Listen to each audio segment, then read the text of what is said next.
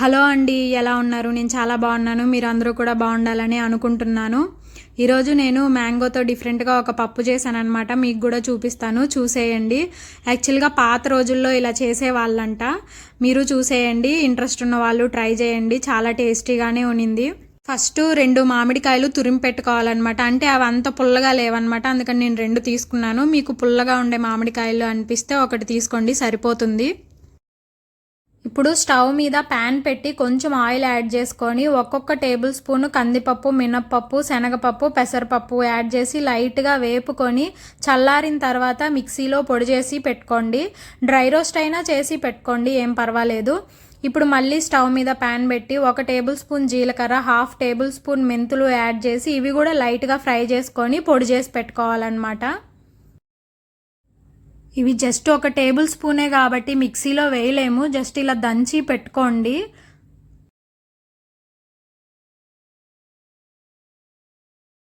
ఇప్పుడు మళ్ళీ నువ్వులు కూడా లైట్గా వేపుకొని అది కూడా పొడి చేసి పెట్టుకోవాలన్నమాట. 2 టేబుల్ స్పూన్స్ నువ్వులు తీసుకున్నాను నేను. యాక్చువల్గా నేను ఆల్రెడీ నువ్వులు ముందు నుంచే వేపు పెట్టుకుంటానమాట ఒక డబ్బాలో, అందుకే డైరెక్ట్గా దంచేదే చూపిస్తున్నాను మీకు. ఇవి కూడా లైట్గా వేపుకొని దంచి పెట్టుకోండి. ఇది కూడా పొడి పక్కన పెట్టేసుకోండి. ఇంక ఇప్పుడు కూరకి రెడీ చేసుకుందాము. ఫస్ట్ స్టవ్ మీద గిన్నె పెట్టుకొని కొంచెం ఆయిల్ యాడ్ చేసుకొని జీలకర్ర, ఆవాలు, కరివేపాకు, పచ్చిమిరపకాయలు అన్నీ యాడ్ చేసుకొని కొంచెం వేగనివ్వండి. ఇది కొంచెం వేగిన తర్వాత అల్లం వెల్లుల్లి పేస్ట్ వేయండి. ఇది కొంచెం పచ్చివాసన పోయేదాకా అల్లం వెల్లుల్లి పేస్ట్ బాగా మగ్గనివ్వండి ఈ ఆయిల్లో. ఇప్పుడు ఇందులో తురుము పెట్టుకున్న మామిడి తురుము వేసుకోండి. ఇది ఒక 5 to 6 మినిట్స్ మీడియం ఫ్లేమ్లో పెట్టేసి కూర అంతా కలుపుతూ ఉండండి. మధ్య మధ్యలో బాగా మగ్గుతుందనమాట ఈ మామిడి తురుము. ఆ కూరకు పట్టి చాలా టేస్టీగా ఉంటుంది. తర్వాత ఇప్పుడు నీళ్లు పోయాలన్నమాట. కొంచెం పప్పుచారులా చేశాను నేను, అందుకే కొంచెం ఎక్కువ నీళ్ళే పోసాను. వాటర్ పోసిన తర్వాత కూర అంతా ఒకసారి బాగా కలుపుకోండి. అంతా మీడియం ఫ్లేమ్లో పెట్టే చేసుకోండి. కలిపేసి ఒక 5 మినిట్స్ వదిలేశారంటే నురగట్టి పొంగొస్తున్నట్టు ఉంటుంది కూర. ఆ టైంలో జీలకర్ర, మెంతులు కలిపి పొడి చేసి పెట్టుకున్నాం కదా, అది కూరలో వేసుకొని బాగా కలుపుకోవాలి కూర అంతా. ఇది కలిపిన తర్వాత ఇంకో 5 మినిట్స్ కూరను వదిలేసామంటే 2-3 పొంగులు వస్తాయన్నమాట. మధ్య మధ్యలో కలుపుకుంటూ ఉండండి.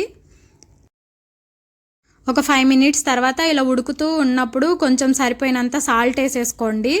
తర్వాత మినపప్పు, శనగపప్పు, పెసరపప్పు అదంతా కలిపి ఒక పొడి చేసి పెట్టుకున్నాం కదా, దాంట్లో కొంచెం వాటర్ యాడ్ చేసి కూరలో యాడ్ చేసేసుకోవడమే. వాటర్లో కలిపే పొడి యాడ్ చేసుకోండి, లేదంటే ఉంటగట్టిపోయిద్ది అనమాట డైరెక్ట్గా వేస్తే. ఇంకా లాస్ట్లో దింపే ముందు కొంచెం నువ్వుల పొడి వేసుకోండి, చాలా టేస్టీగా ఉంటుంది. అదే కమ్మగా ఉంటుంది అంటారు కదా, అలా ఉంటుంది అనమాట. వేసుకున్న తర్వాత ఇంకా దింపే ముందు కొంచెం కొత్తిమీర యాడ్ చేసేసుకోండి లాస్ట్లో.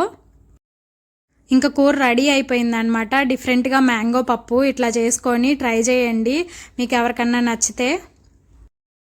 మామూలుగా పప్పు, సాంబార్ అలా చేసుకున్నప్పుడు ఏదో ఒక ఏపుడో అప్పడాలో లేకపోతే నాలాగా ఇలా రాజ్మా కట్లెట్స్ పెట్టుకొని తినండి. మామూలుగానే వడలు, గారెలు అలా నంచుకుంటూ ఉంటాం కదా, వాటితో పాటు తినండి, ఇంకా టేస్టీగా అనిపిస్తుంది ఈ కూర.